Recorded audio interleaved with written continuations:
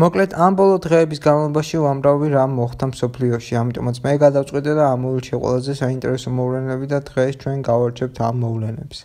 დღეს ჩვენ ვილაპარაკებთ ამერიკაზე, კონკრეტულად ჩარლი კირკის სიკვდილზე და ქაოსზე, რომელიც ახლა არის ამერიკაში. ვილაპარაკებთ ევროკავშირზე და კონკრეტულად იმაზე, თუ რა მოხდა პოლონეთში და რა უნდა გააკეთოს ევროპამ.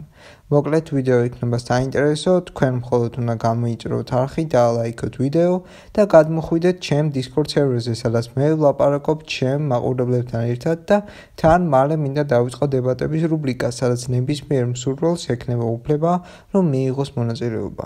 მოკლედ გადმოდით Discord server-ზე და მე უკვე გადავალ ვიდეოზე. კარგი, მოდით დავიწყოთ ჩარლი კირკის მკვლელობით. ჯერ ავხსნათ ვინ არის ჩარლი კირკი და რატომ არის მისი სიკვდილი ესეთი მნიშვნელოვანი. ჩარლი იყო პოლიტიკური აქტივისტი, მას ხშირად ჰქონდა დებატები სტუდენტებთან და ის ცდილობდა თავისი კონსერვატიული აზრების გავრცელებას.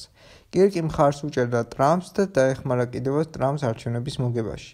მე კირკის იდეოლოგიას არანაირად არ ვეთანხმები, ბევრ რამეში არ ვეთანხმები და მინდა ცალკე ვიდეო მივუწყნა კირკს და მისი დებატები გავაანალიზო, მაგრამ როგორც მე მაქვს ჩემი აზრის გამოხატვის უფლება, ასევე კირკსაც ჰქონდა იგივე უფლება. თან იმას თუ გავითვალისწინებთ, რომ კირკი არ აყენებდა თავის ოპონენტებს შეურაცხყოფას და სულ ცდილობდა მისი აზრის გაგებასაც და თავისი არგუმენტის დამყარებას, მე კირკს პატივს ვცემ. იშვიათად თუ ვინმე საერთოდ შეეცდება არგუმენტირებულად და რადიკალიზმის გარეშე თავისი აზრის დაცვას და კირკი ოპონენტის აზრსაც ითვალისწინებდა. ვიმეორებ, მე არ ვეთანხმები კირკს ბევრ რამეში, მაგალითად მისი უკანასკნელი დებატი ეხებოდა იარაღის ტარების ლეგალიზაციას და როგორც იცით, ამერიკაში იარაღის ყიდვა და ტარება აბსოლუტურად ლეგალურია და კირკი ზუსტადაც თავისი პროპაგანდის მსხვერპლი გახდა.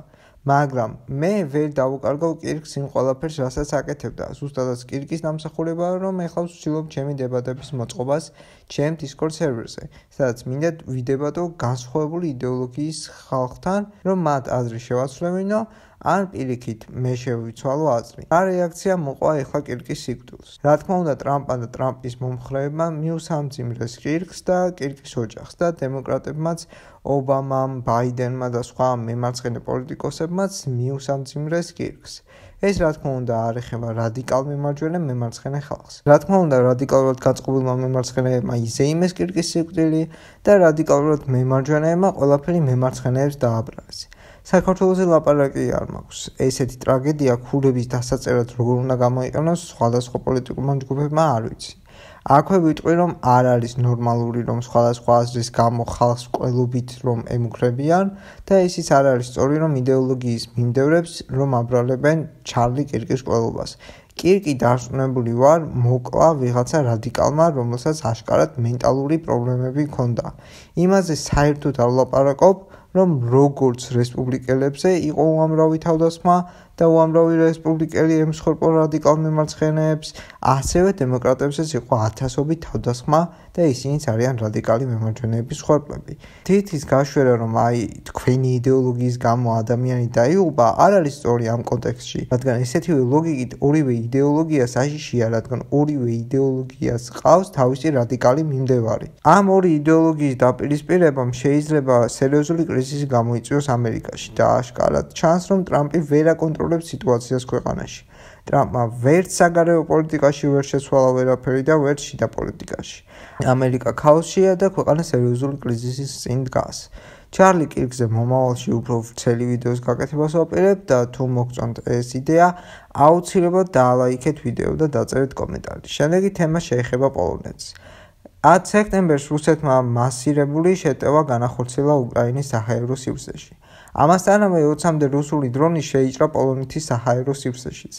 მეორე დღეს პოლონეთის პრემიერ-მინისტრმა დონალდ ტუსკმა მოითხოვა ჩრდილოეთ ატლანტიკური ხელშეკრულების მეოთხე მუხლის ამოქმედება. ეს მუხლი უფლებას აძლევს ნატოს ნებისმიერ წევრ სახელმწიფოს ალიანსის საბჭოზე უსაფრთხოების საკითხი დააყენოს მაშინ, როცა მის უსაფრთხოებას ტერიტორიული მთლიანობას ან პოლიტიკურ დამოუკიდებლობას საფრთხე ემუქრება.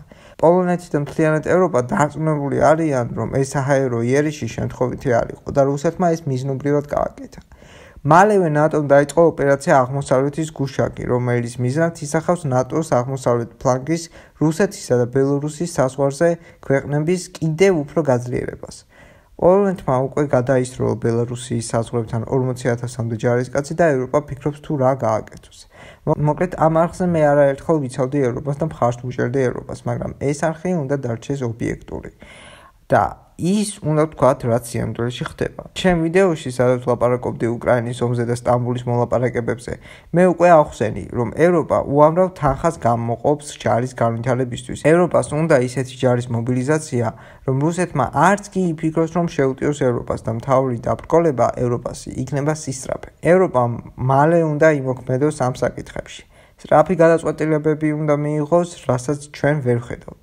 კი ბატონო, ფული გამოიყო და პოლონეთმა გადაისროლა 40,000 ჯარისკაცი ბელარუსიის საზღვართან, მაგრამ არის საჭირო ისეთი მოქმედებები, რომლის გამოც რუსეთი მალევე გაჩერდება. სანამ გადავიდოდით იმაზე, თუ რა უნდა რუსეთს ევროპისგან, მოდით ვიფიქროთ, თუ რა უნდა გააკეთოს ევროპამ. რა თქმა უნდა, ევროპას შეუძლია დააიგნოროს ეს შეტევა და გააგრძელოს ჩვეულებრივად არსებობა. მაგრამ არანაირი გარანტია არ არის, რომ რუსეთი ესეთ შეტევას კიდევ ერთხელ არ განახორციელებს.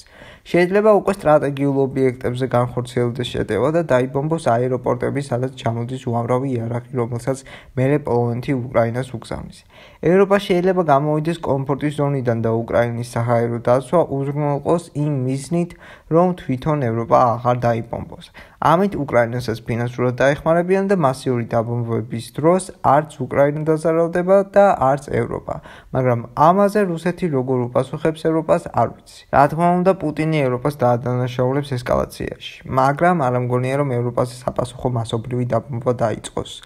ფინანსურად რუსეთი მაგდენს ვერ გაგაჩერებს. ევროპა და კონკრეტულად პოლონეთი ვერ მოაწყობს სრულმასშტაბიან კონფლიქტს, იმიტომ რომ დარწმუნებული ვარ, ტრამპი იქნება ამის წინააღმდეგი და პოლონეთი მაინც თუ გავედავს ამის გაკეთებას, არის რისკი, რომ ნატოდან გააგდონ და მისი უსაფრთხოების გარანტიები კითხვის ქვეშ დარჩება. მოკლედ, ევროპა ისედაც ამ 3 წლის განმავლობაში გასაგებია, რომ უჭერდა მხარს უკრაინას, მაგრამ საკმაოდ ბევრი შეცდომა დაუშვა.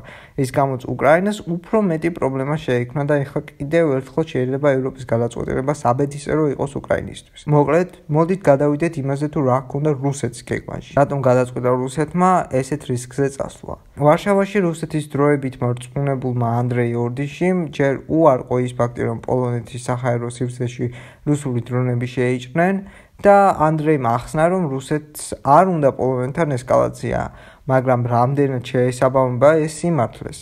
ზუსტად ამას ვერ ვიტყვით. აქამდეც იყო შემთხვევები, როცა რუსული დრონები პოლონურ საჰაერო სივრცეში იჭრებოდნენ, მაგრამ მაქსიმუმ 2 დრონი თუ მოხდებოდა და აქ 20-მდე დრონი შეიჭრა პოლონეთის სივრცეში. ევროპას ეჭვი არ ეპარება იმაში, რომ რუსეთმა მიზნობრივად მიიტანა იერიში პოლონეთზე, მაგრამ არ შეიძლება გამოვიწყოთ ის ფაქტის, რომ ეს მართლაც არ უნდა რუსეთს, მაგრამ დაუშვათ რუსეთმა ეს მიზნობრივად გააკეთა. რატო? აქ რამოდენიმე აზრი არსებობს. ჩემთვის ყველაზე საინტერესოა, რომ რუსეთი აწვება ევროპას, რომ თავი გაანებოს უკრაინას. ახსნე ახლა რას გულისხმობ. თუ პუტინმა ეს მიზნობრივად გააკეთა, მაშინ იმასაც გაცვლიდა, რომ ევროპას არანაირი საპასუხო რეაქცია არ ექნებოდა. თუ ესე იქნება და ევროპა პასუხს არ გასცემს რუსეთს, შემთხვევითი შეტევები რუსეთის მხრიდან წამოვა უფრო ხშირად და უფრო სერიოზული მასშტაბით, ისე რომ უკვე ევროპა სერიოზულად შეწუხდეს. აქ უკვე ევროპას ექნება 2 ვარიანტი: ან სრულმასშტაბიანი ომის დაწყება, ან უკრაინის მარტო დატოვება ამ ომში. რამდენადაც არ უნდა ვუჭერდა ევროპას მხარს, უნდა ვიყოთ ობიექტურები და რეალისტები და მივიღოთ ის ფაქტი, რომ ამ შემთხვევაში ევროპა უბრალოდ გაანებებს თავს უკრაინას და კონცენტრირებული იქნება თავის თავდაცვაზე. ეს ზედმეტად რადიკალური მსჯელობაა, არ ამგონია, რომ რუსეთი წავიდეს ამ რისკზე. ჩემი აზრით, პუტინი უბრალოდ ეთამაშება ევროპას, რაც მოხდება. პუტინს აინტერესებს ის წითელი ხაზი სად არის, რომლის გადალახვა უკვე აღარ შეიძლება. უნდა ვიმედოვნოთ, რომ ეს იქნება ზუსტადად ის წითელი ხაზი, რომელიც პუტინმა უკვე გადალახა და რაღაცას ევროპა მოიმოქმედებს. მე მომეწონა გუთამის ბედთაიმსის აზრი, რომ რუსეთმა ეს გააკეთა უბრალოდ იმისთვის, რომ ევროპას ფინანსურად დაარტყას, რადგან რუსეთის შეტევა აპიკებია იმასთან შედარებით, თუ რამდენი თავდაცვის სტრუქტურის მობილიზაცია დასჭირდა პოლონეთს და ევროპას და რამდენად ძვირი დაუშვა ეს ნატოს. კიდევ არის ესეთი მოსაზრება, რომ რუსეთმა შეუტია პოლონეთს უბრალოდ იმის გამო, რომ აჩვენოს მთელ მსოფლიოს ევროპის და ნატოს სტრუქტურების უსუსრულობა. მაგრამ ამასაც ვნახავთ, რამდენად უსუსურია ევროპა. ვნახოთ, რას მოიმოქმედებს ევროპა, როგორ განვითარდება მოვლენები. ვიმედოვნებთ, რომ ყველაფერი მშვიდობიანად დამთავრდება. მოკლედ, ამით დავამთავრებ ვიდეოს, გამოიწერეთ არხი და ლაიქეთ ვიდეო და გადმოდით Discord სერვერზე. ამით გემშვიდობებით და დროებით.